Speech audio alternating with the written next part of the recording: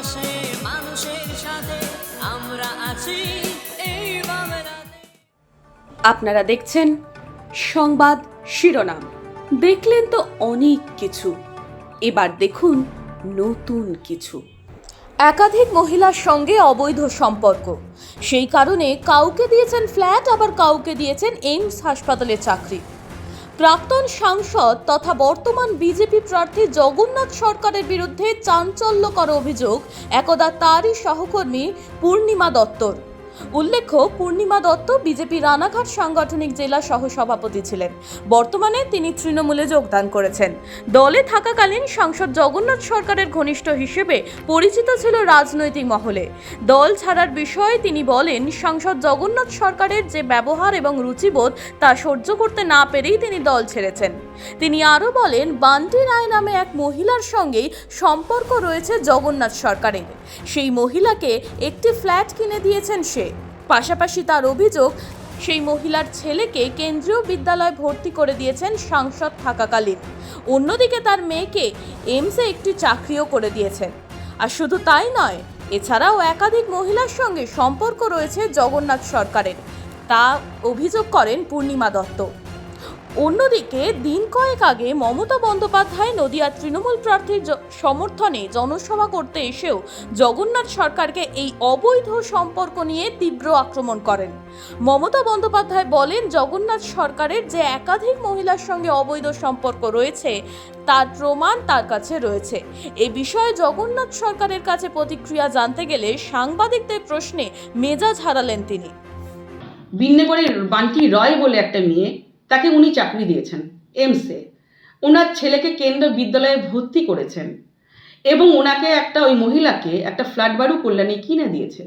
আপনারা খোঁজ নিয়ে দেখবেন, আমি যদি মিথ্যা বলি, যে শাস্তি দেবে আমি সেই শাস্তি মেনে মাথা পেতে নেব। বান্টি রয়টা কে? বান্টি রায় হচ্ছে গিয়ে 2021 সালে উনি ভারতীয় জনতা পার্টি আসে। অল্প বয়সী একটা মেয়ে, উনি ডিভোর্সি, 28 বছর বয়স, একটা ছেলে আছে, বিন্নগরের শহরে বাড়ি, কোনো দায়িত্ব কোনোদিনই ছিল না। কি করে জগন্নাথ সরকার ওর সঙ্গে সম্পর্ক হয়ে যাওয়ার পরে ওই মেয়েটাকে চাকরি দেয় এবং ওর ছেলেকে কেন্দ্রীয় বিদ্যালয়ে ভর্তি করে এবং এমনকি কল্যাণী ফ্ল্যাট বাড়িও ওনাকে মেয়েটাকে কিনে দিয়েছে। আচ্ছা, কি এমন সম্পর্ক তাতে করে চাকরি দিতে হচ্ছে, ফ্ল্যাট কিনে দিতে হচ্ছে? দেখুন, সেই সম্পর্কটা আমরাও তো জানার চেষ্টা করেছি যে আজকে যারা নাকি ওনাকে ভোট দিয়ে বিজেপির কর্মীরা কত মানুষ মার খেয়েছে, ধর খেয়েছে, যারা নাকি প্রচুর পরিশ্রম করেছে, তাহলে সেই জায়গার থেকে তাহলে আমাদের বিজেপির কর্মী যারা, তারা কোথায় গেল? তাদের জন্য কেন নয়? না, হঠাৎ এই বান্টি রায় একটা ব্যক্তিকে মূলত এরকম সুবিধা পাইয়ে দেওয়ার কারণটা কি মনে হয়? দেখুন, অবশ্যই কোনো সম্পর্ক আছে, সেটা আমি বলতে পারবো না ওনার সঙ্গে কি সম্পর্ক, সেটা আপনাদের খোঁজ নিতে হবে। কি সম্পর্ক আছে? যে একটা সম্পর্ক থাকলে তার ছেলেকে কেন্দ্রীয় বিদ্যালয়ে ভর্তি করা, তার ফ্ল্যাট বাড়ি কিনে দেওয়া, তার এইমসে চাকরি দেওয়া। উনি যদি বলে থাকেন মিথ্যা কথা বলছি আমি, তাহলে আপনারা এইমসে গেলে, হেড অফিসে গেলেই জানতে পারবেন এটা কার ফান্ড থেকে ওই মেয়েটা চাকরি পেয়েছে, আপনারা জানতে পারবেন এটা।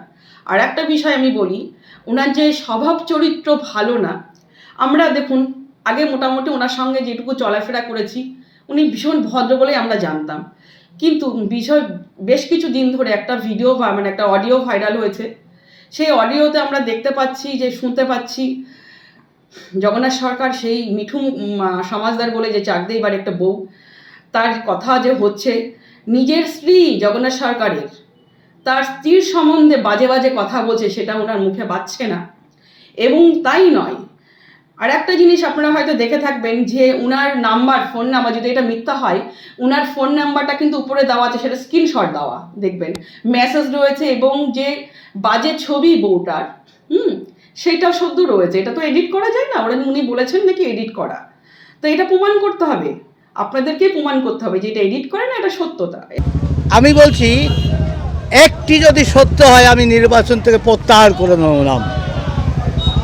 একটা ঘটনাও যদি সত্যি হয় আমি নির্বাচন থেকে সরে দাঁড়াবো, চ্যালেঞ্জ দিচ্ছি। যারা দালালি খেয়ে মিথ্যা কথা বলে হয়তো খেন্তি পিসি পিঠি বানাতে গেছে সন্দেশখালী, যারা গদ্দারের শাস্তি জনগণ দেবে। আমি এর জন্য মনে করি জনগণের আদালতে বিচার চাই। দাদা আরেকটা কল রেকর্ডিং ভাইরাল হয়েছে, সেখানে দেখা যাচ্ছে কোনো এক মহিলার সাথে আপনি কথা বলছেন এবং বলছেন যে কোনো একজন ব্যক্তি আপনার সাথে বিশ্বাসঘাতকতা করেছে এবং আপনার স্ত্রীর সাথেও বিশ্বাসঘাতকতা করেছে। কি বলবেন? দেখুন, ওই গলা আমার নয়, পরীক্ষিত করেছেন কি? আপনারা এই সব বাজে কথা কেন বলেন? আপনাদের সাংবাদিকতাকে নিচু, ভালো কাজ দেখতে পারেন না?